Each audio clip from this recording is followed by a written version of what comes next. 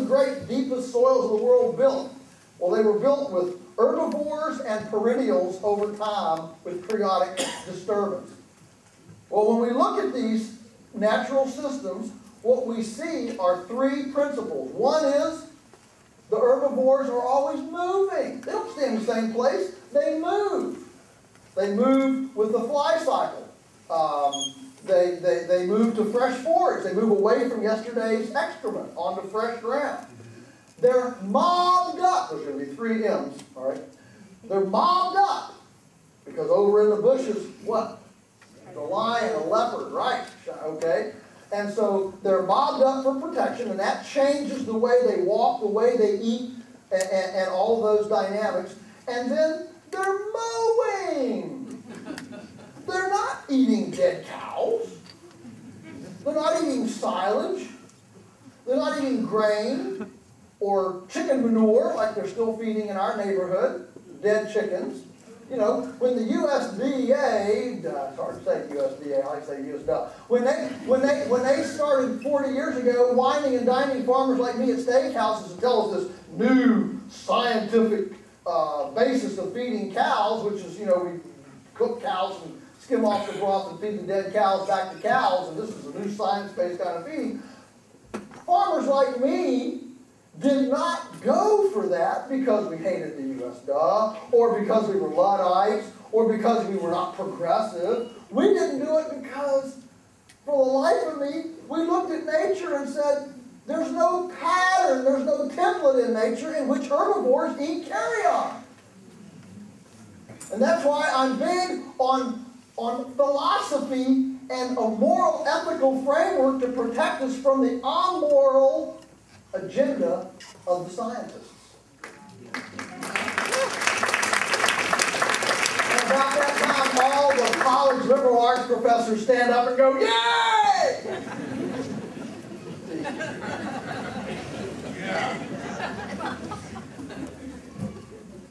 Because,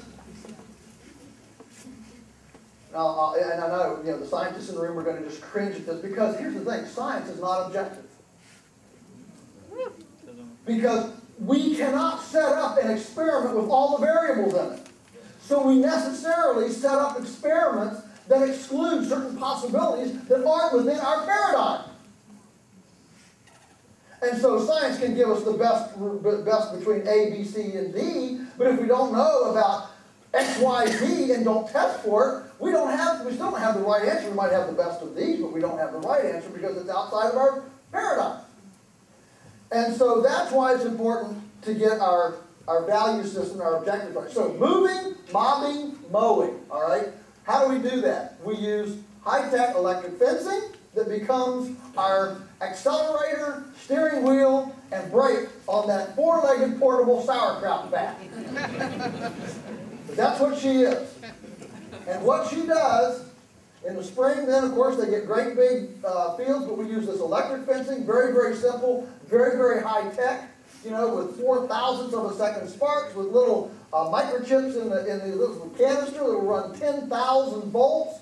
I mean, it's incredible strength. It's a simple fence here. I mean, a light footprint. You're going down the road, you don't even see this kind of fence. You don't even know it's there. It's a wonderful light footprint. The cows become extremely disciplined and move along. So we're making and unmaking fence every day to move those cows every single day to a fresh paddock.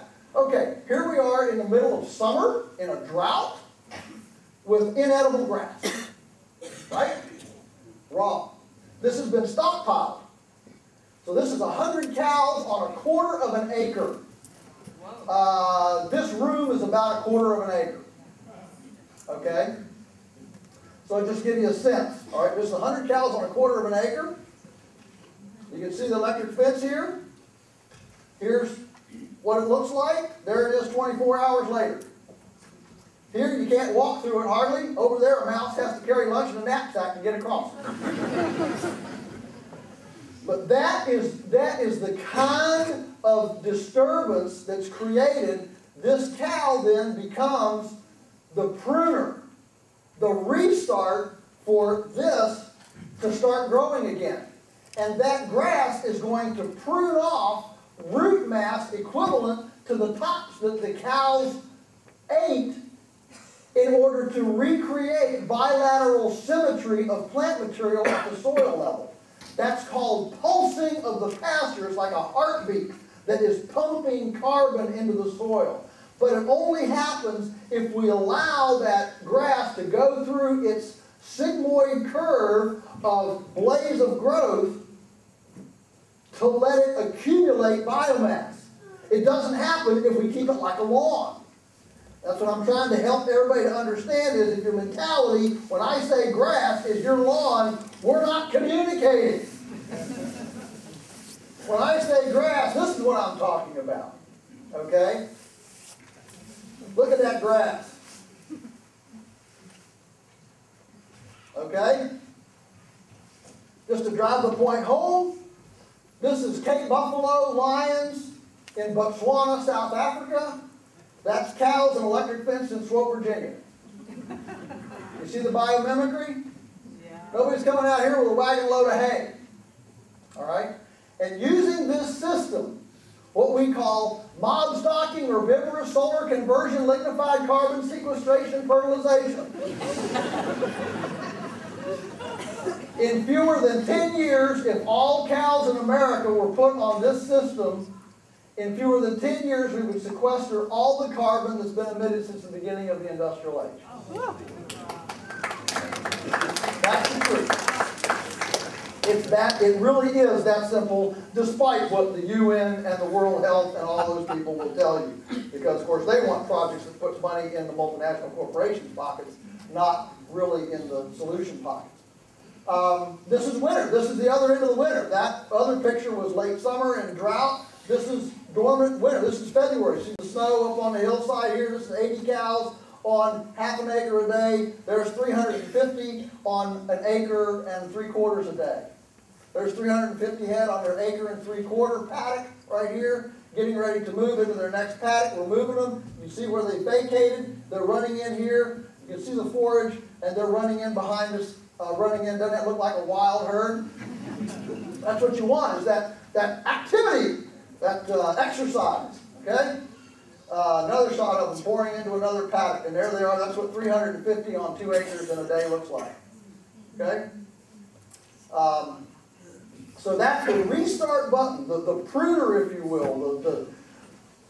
I don't know how better to say it except the restart. But if you didn't graze it, the grass would just get old, stale, fall over, and oxidize all the carbon back into the atmosphere. And the amount of carbon monoxide given off is the same whether the grass decomposes outside the cow or inside the cow. If you're wondering where I'm going with this, I'm dealing with the arguments about global warming and cow. Yeah. So the cow, actually, the herbivore, while she is absolutely overgrazing, no question. And I don't condone overgrazing or the erosion that the cow has caused by any way, shape, or form. But don't demonize the cow. That's like saying, well, I know a clergyman that chased his secretary, so I ain't never going to church. Don't demonize the office just because you know some bad apples. Okay? Don't blame the cow, blame the manager of the cow. The cow is our best hope for sequestering carbon. Now, water becomes an issue. What are you going to do? You're going to turn these cows into hippopotamuses and let them, drink out of they're not potty trained, so they pee out their back end, drink out their front end. If you drink out of your toilet, you probably have worms too. So we do an amazing thing. We put water in a pipe and deliver it to them in troughs that are nice and clean. Very simple water systems. Mineral boxes. This is a rental farm. This is the first year where you see how weedy it is, but look, notice where they've grazed, where they're grazing. You don't need to go in and mow and bush hog behind them. They eat everything. They become aggressive grazers, equal opportunity grazers. This is some of the funnest work we're doing now is we lease now 5 farms. These are landlords who come to us and say, would you heal our land? So we're placing former interns and apprentices, germinating young farmers on these other farms. This is Nathan. He wanted to do a small herd share raw milk dairy. And So this is one of the farms that we lease. And so we trade him about 30 acres for his 20 Jersey cows in exchange for him moving our 750 head herd every day. And it just works out wonderfully. He gets a nice jump. So this is his dairy parlor. It's a hay wagon chassis. There's the generator and the vacuum pump on the end. Here's the bucket milker. The cows come right up. He goes right into the paddock where the cows are. The cows don't have to walk anywhere. He just milks right into there. And he's got 110 herd shareholders with 20 on the waiting list. The milk is about 40% cream.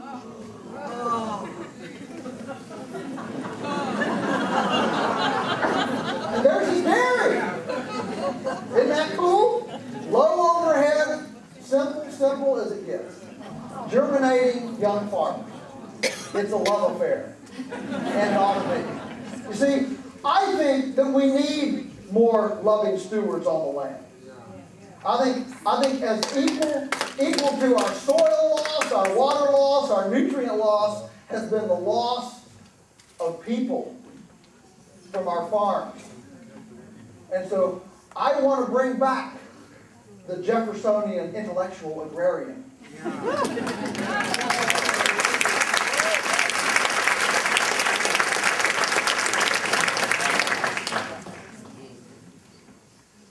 All right, those cows, they want shade, so we have a portable shade mobile. So we can move them around under shade cloths instead of under a tree where it becomes a campsite for pathogens and stuff.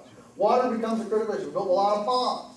We gravity feed from the ponds. You have 5 miles of water line. You know, it's not like we don't spend any money. We just like to spend money on things that build forgiveness into the landscape. Part of our responsibility as stewards is to look out there and realize there are going to be droughts, floods, tornadoes, hailstorms. So how can I create a resilient, shock-proof, forgiving kind of landscape to extend redemption into the all of creation? That's our ministry. That's what we do.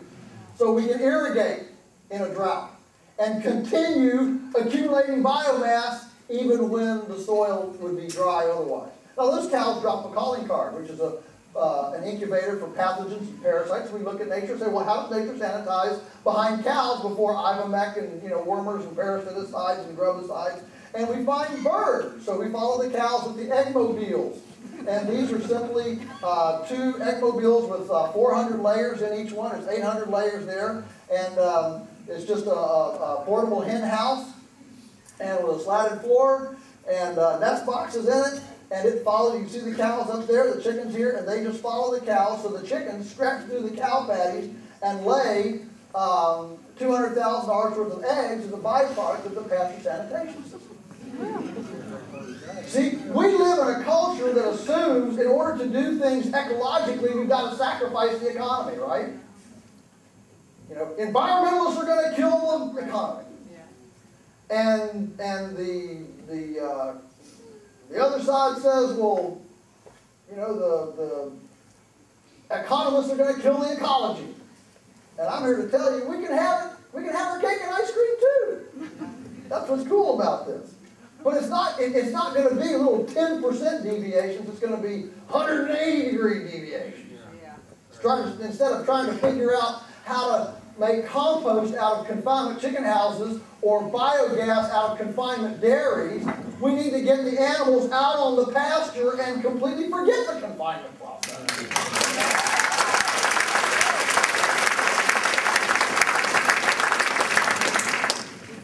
So, these are just some shots of gathering eggs there about 4 o'clock. And these come in all shapes and sizes. This is on a leased farm, same deal. We've got a lot of bridges. These are smaller egg mobiles. There's only 500 here. Same process though. Same idea. Question is, which would you rather live next to? See, what we've done is we've created such an anti-human industrial agriculture that we've created opaqueness and put up no trespassing signs. And we don't want people to come. What we want to see are farms that are aesthetically and aromatically, sensually romantic. So that kindergartners love to come. So that people want to come and be a part of that farm. If you've got to walk through sheep dip You got to say that carefully. You got to walk through sheep dip and put on a hazmat suit to go visit your food. There's probably something wrong with the production line. So now this is another model. This is the other one was pasture sanitation on cows. This is egg production. This is pastured egg production. These are the feather nets, what we call feather nets, using this high-tech electric fencing like you saw in Chris's program there. This is the aha of the commercial scale pastured poultry movement.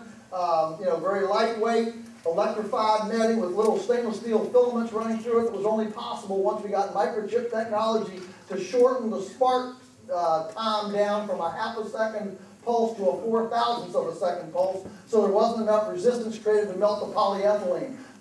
This is space-age NASA technology that has enabled us now for the first time in human history on a commercial scale to run large, scalable flocks of poultry more hygienically, predator-proof, and sanitarily and chicken-friendly than you could a backyard flock on a non-rotated homestead 80 years ago. Is that cool or what? Very cool. All right.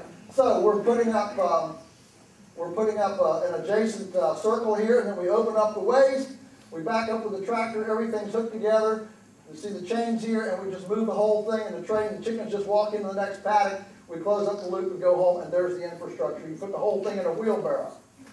One of the neat things about this is we've had a lot of visitors from developing countries, from Africa, from Serbia, Bosnia, the old Eastern Bloc countries.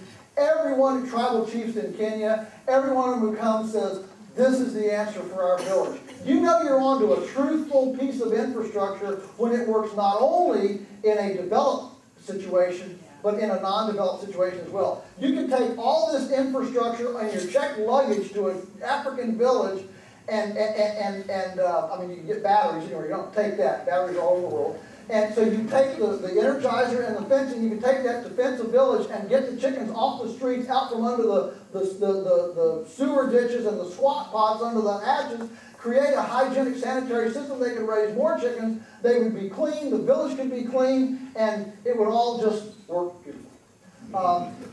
This is the next generation, what we call the Millennium Feather Net, using a little different design from the hoop structure, but using a scissor truss concept, so we can use the cubic area inside instead of just the ground. This is big enough for 1,000 birds with a 32 by 20 foot footprint. Chickens go up, lay their eggs inside of this. Is surround sound here. It's pretty amazing. But that's the deal. This is a 48 by 30 foot hoop house. We use guard dogs also as a double protection. And it's beautiful. This is the deal. It's beautiful. In the winter, they come in with tall tunnels, hoop houses. You see rabbits up above, chickens underneath, pigs, rabbits, chickens. I mean, talk about confused pathogens, That's the deal here. But none of the densities of any of the single species is dense enough to create pathogen problems. And so this confuses the pathogens and creates cleanness. Then in the spring, when all those animals come out, into that compost, we grow vegetables as thousands of extra dollars in those same structures that are now debugged and compost bedded for another. Are you starting to see what this is? So if you're going to have infrastructure, use it for multiple things. Keep cash flow running through it all the time, and use a multiple movement of plants and animals and symbiosis through that infrastructure. This is turkeys in a vineyard. Turkeys are neat because they don't scratch.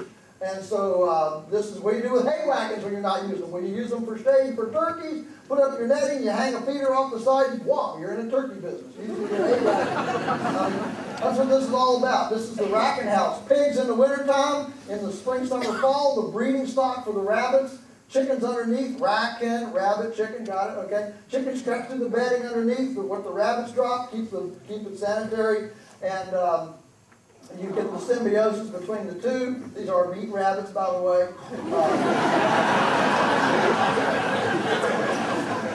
I always do that right after all the odds. And if you don't like chickens underneath them, you can have pigs underneath them. The point is to stack them in the infrastructure, to use the vertical space in a symbiotic, synergistic way. Then the bunnies come out into hairpins. And they have a slatted floor on the bottom so the rabbits can't dig out. We move them every day. The rabbits pick up 75% of their grazing off the pasture. 1 acre of grass put through rabbits is worth $45,000. Who says you need a lot of land to make money farming? See, we don't have a problem with opportunities. What we have is constipation of imagination.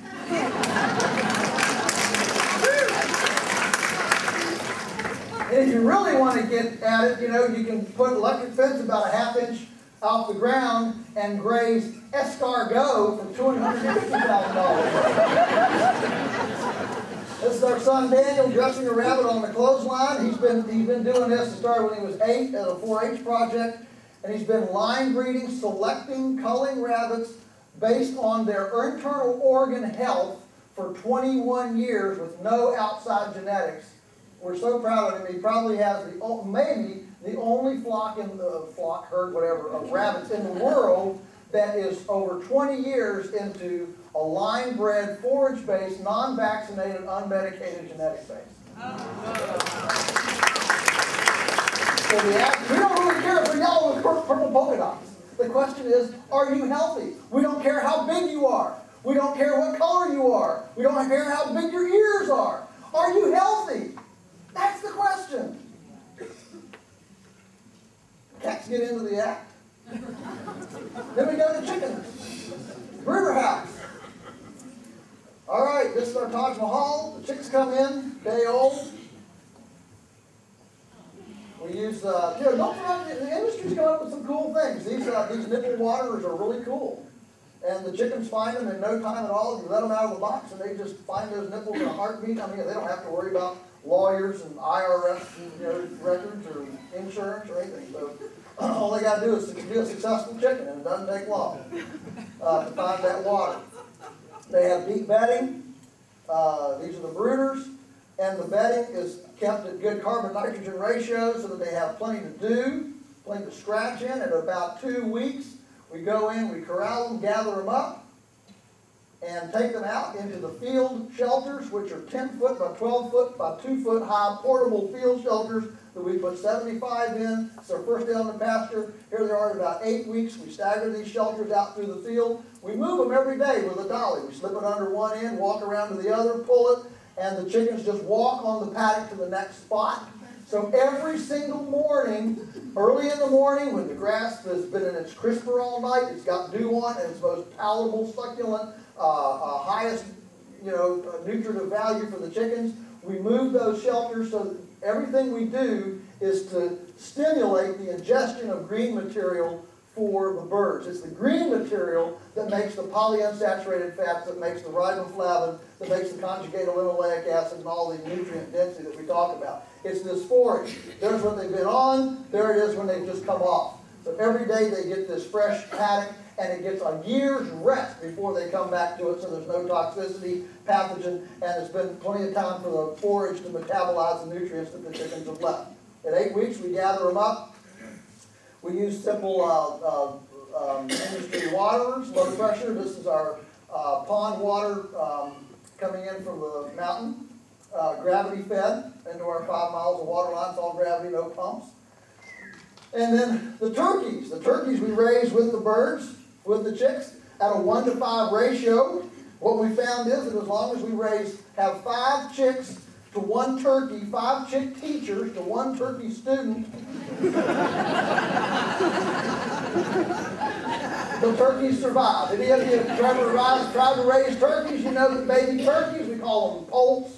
The baby turkeys have one goal in life, and that is to figure out a more innovative way to die. And so we raise them with the little chicks, and 5 chick teachers with 1 turkey student is a good teacher-student ratio. They go out into the field. At 7 weeks, they go into the netting. And so they go into the netting then when they're big enough to not go through the holes of the netting, but small enough to not bowl it over, because the turkeys really never learn about the electricity. Even when they're big, they see a grasshopper, you watch a turkey, she'll walk over there, there's a grasshopper over there, she'll walk over there, she'll stick her head through the, through the wire, and you can see her, she's sitting there going, she gets a a grasshopper, you know, she eats it down, and she, you know, pulls her head in.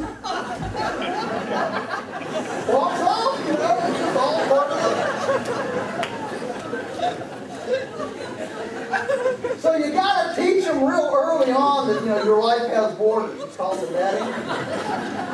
But it's beautiful, see? It's beautiful. And that's a part. We know that food is right when it's beautiful.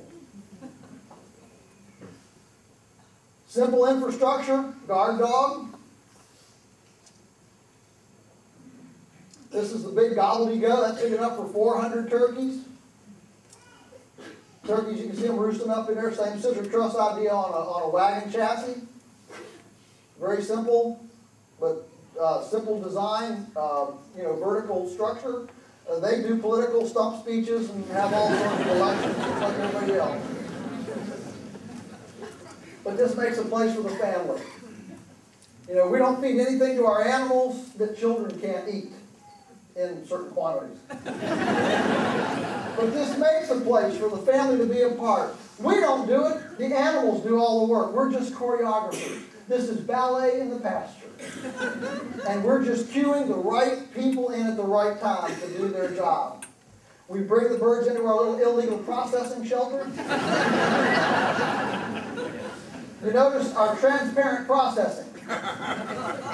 No walls. This is true irradiation. Fun. All right, so they come in, they go into our Wheel of Fortune. We do kind of a halal, kosher, non-electrocution kill, scald, pick, and then we hand eviscerate. But I want you to notice the people. This is the culture of agriculture. And see, we've been depopulating our farms and depopulating our rural communities for a long time. And we believe it's time to bring back these rural communities and bring back the culture of agriculture and bring loving stewards back to the land.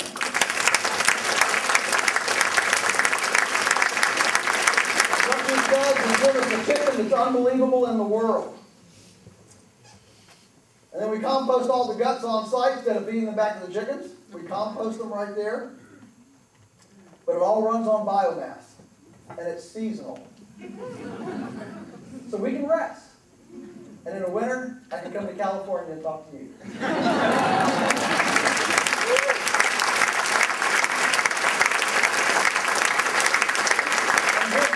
And this seasonal, cyclical, sprint time, downtime is part of the ebb and flow of ecology and nature that you don't get in a factory farm. It's just push, push, push, drive, drive, drive every day. And this creates a farm that's not just economically regenerative, it is emotionally regenerative. But this is the modern farm right here. Stop, do not enter. What this is basically saying is our immunosystem has been so compromised we can't let anybody come on because it might make them sick. There's our sign. Parking! More the merrier. So we want people to come. This is my bride of 30 years, Teresa, taking care of a customer in the sales building, shopping in the freezers, Daniel taking care of a customer's children walking around. I think they're playing with rabbits there. They're building relationships with their dinner. You see, what's happened is that we've lost our dinner dance partner over these years. See, we don't want people involved in food. Production it, producing it, processing it, even preparing it. You know, over 50% of all the meals are now prepared outside the home. 25% of meals are eaten in automobiles. We've got more kitchen gadgets in cars than we have in our homes. You know, we've never spent so much money remodeling and gadgetizing our kitchens and been more lost as to where they are. And so what we want to do is build relationships and connections in a transparent, we want to build a memory so that when we sit down with our dinner dance partner, it's not like prostitution food, a one-night stand. There's been courtship, there's been romance, there's a relationship here in this intimate thing of taking in food that becomes flesh of my flesh and bone of my bone. And it's that kind of sacred relationship that preserves transparency, integrity, and accountability in the food system. So we want people to come to the farm. and to see it, to walk it, to smell it, to pet the animals, to see the animals, to get a relationship. We do food fairs. One of the favorite things we do is cook sausages on site and give them as toothpick samplers to the children of vegetarians.